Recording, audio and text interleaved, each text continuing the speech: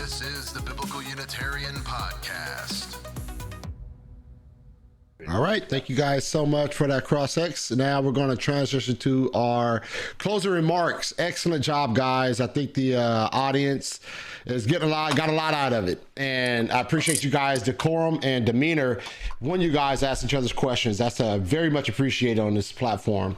All right. So that said, Samuel and Kyle, you guys are up first for your 5-minute closing. And let me get your screen up and get this clock arranged for you guys. And well, thanks so much.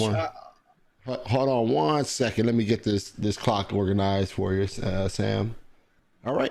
You guys got it for 5 minutes, and I'll start the time, and you begin to speak. Shall I get a few words in, and then I'll pass the time to Carl to close up, if that's okay. All right. So yes, just wanted to first of all just thank both Dustin and Will for that really good cross-examination and debate in total. It's very rare that I enjoy the cross-examination, because typically cross-examinations tend to be very stressful. But this is one that I almost didn't want it to stop. And I mean that. The questions being asked were really good. And I really wish we can do another debate just to be able to just have a discussion with these two fine gentlemen. So thanks very much for that. Now, in closing, I just want to go back to, by the way, Marlon, I don't have the clock there. Oh, thank you. Now I do. There you go. So yeah, in closing, I just want to just go back to our two contentions that we made earlier.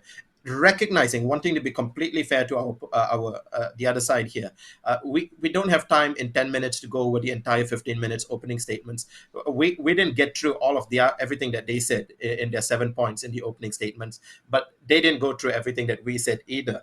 So in this closing statement, we're just going to try and wrap up with what we have and just lay back the foundation. What we said: two contentions. That Jesus, the Bible does not deny that Jesus is Yahweh. Has any text been brought forward to demonstrate that the Bible denies Jesus is Yahweh?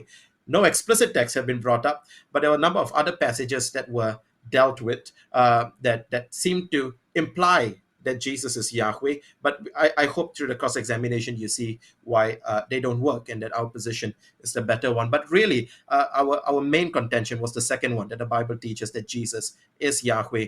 And I'll let Carl actually respond to the first argument. But for the second and the third arguments, the argument from explicit passages, I don't think there was anything that was brought up in that both rebuttal and cross-examination that we hadn't already dealt with to be able to demonstrate that these passages explicitly teach that Jesus is Yahweh. I also want to mention that the other two passages, they didn't quite get that much attention in the cross-examination, and that is the passages such as 1 Corinthians 10:9, we must not put Christ to the test, as some of them did and were destroyed by serpents. Of course, we did see Dustin mentioning that Jude 5 is a disputed passages, and I noticed that Kyle asked it was later changed, because the earliest manuscripts actually go with Jesus destroyed, who brought the people out of Egypt, later destroyed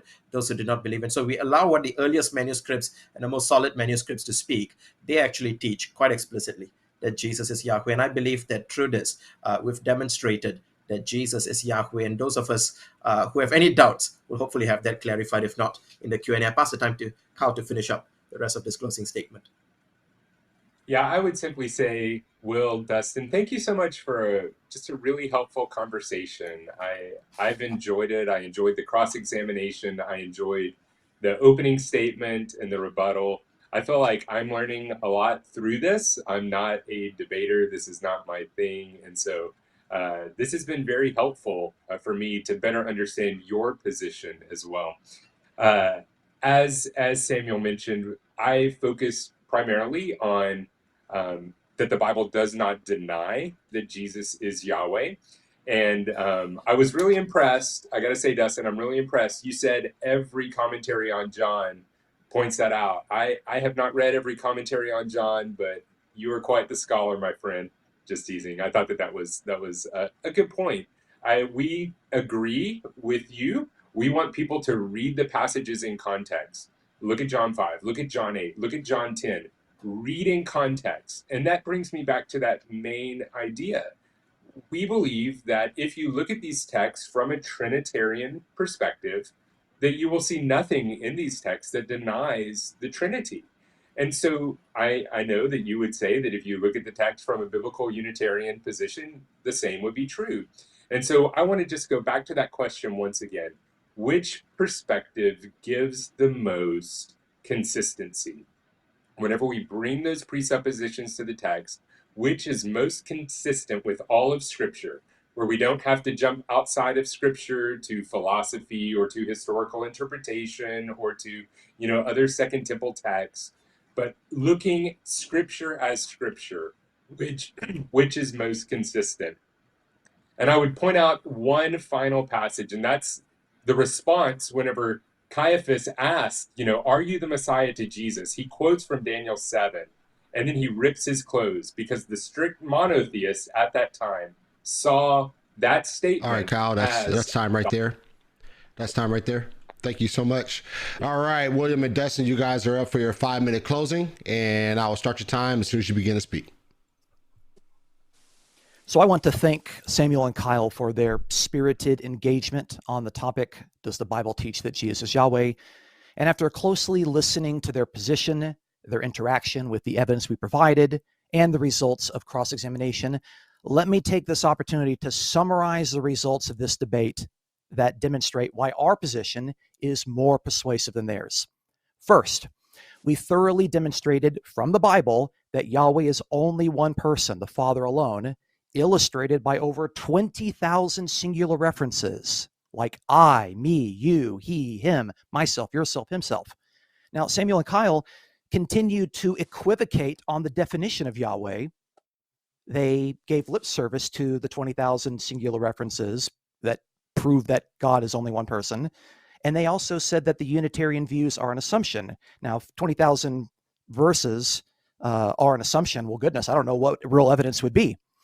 So when we asked if there was a passage where Yahweh was three or triune, they could not provide one single passage. We suggested there are over 20,000 that indicate that God, Yahweh particularly, is one person. Now, second, we showed from the Bible that Jesus is the given name to the human Messiah, the Son of God. And Yahweh and Yahweh's Messiah are not the same. I tended to notice that Samuel and Kyle consistently collapsed Jesus and Yahweh. Third, we thoroughly proved from Deuteronomy 18, Psalm 2, and Psalm 110 that the promised Messiah was to be a figure who is distinguished from Yahweh. And Samuel and Kyle wanted to equivocate on the definition of Yahweh in Deuteronomy 18, saying that Yahweh sent the prophet like Moses, who also is Yahweh. That sounds like two Yahwehs, even though the Shema says that Yahweh is one. Fourth, we discussed the Jewish principle of agency, and we observed its practice in both the Old Testament and in the New Testament, namely that Yahweh sends, empowers, qualifies, and authorizes agents who represent him.